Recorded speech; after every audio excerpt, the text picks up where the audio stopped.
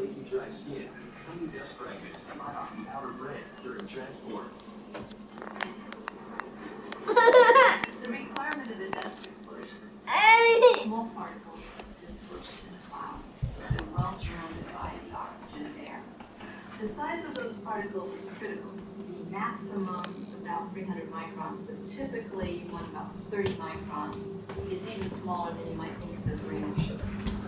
And from there, it doesn't take much. A welding spark or even static discharge to turn a grain silo into a 120-foot bomb.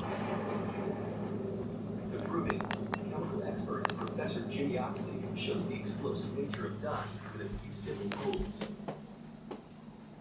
We're going to attempt a laboratory demonstration of the dust explosion of the flour.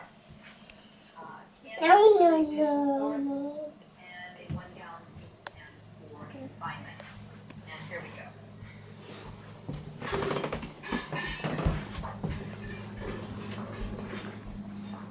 If you compare a dust explosion to a detonation of high explosives, the dust explosion is quite minor. Now, to human beings that are in an unfortunate way, it's going to be catastrophic. The recipe for a wheat bomb is simple. Tiny particles, confinement, and an ignition source.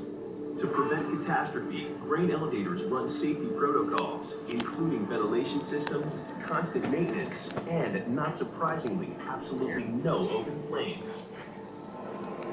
So, under a watchful eye, wheat continues its trek to the next step in its long journey, the mill. This step, however, is gonna hurt a little.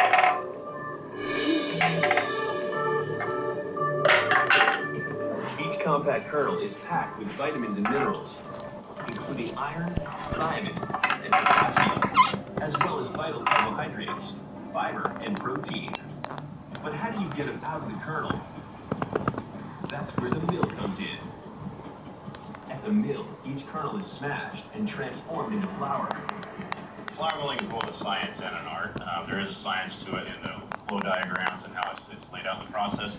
There's also an art to it that the flour miller has to know how to adjust the grind by feel and touch and look. Mills produce white flour or whole wheat flour, and the difference between the two is all on the inside, in the kernel. White flour contains only the endosperm, while whole wheat flour includes every single part of the kernel: bran, endosperm, and germ. So, for every bushel of wheat, 42 loaves of white bread are produced, as compared to 60 loaves of whole wheat bread. That's a lot of bread, no matter how you slice it. At this Horizon Mill outside of Los Angeles, California, train cars unload their 200,000-pound payloads of wheat kernels from the Midwest.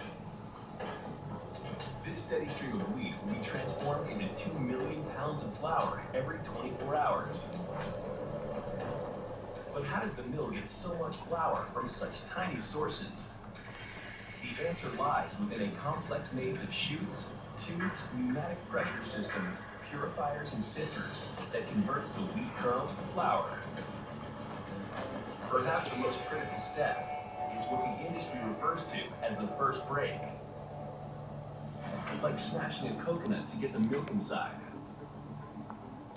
This modern version of an ancient grinding stone gets the job done in the blink of an eye. It first goes to the first break rolls, and they're a corrugated roll, and they're 10 to 12 corrugations per inch.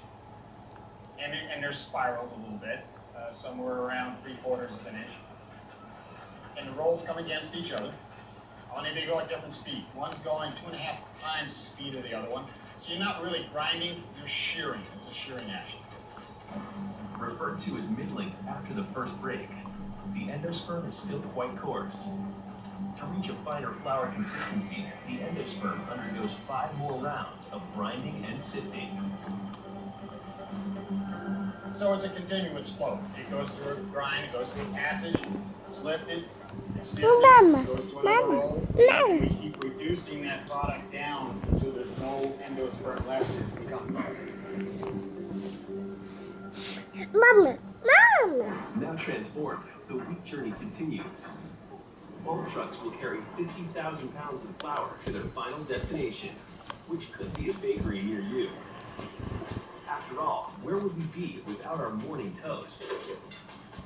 But with so many different varieties, which wheat bakes into the best loaf of bread? Uh-oh, I was right. We use hard wheat or a yeast-based product like bread to give it that strength to allow it to withstand the high temperature and then set as a loaf of bread. In a cracker or a cereal, you don't need that structure. Bread making is Chemistry 101, using flour and yeast. Mix the two together, and the yeast will consume the carbohydrates and sugars within the flour. This process generates energy in the form of carbon dioxide gas. No.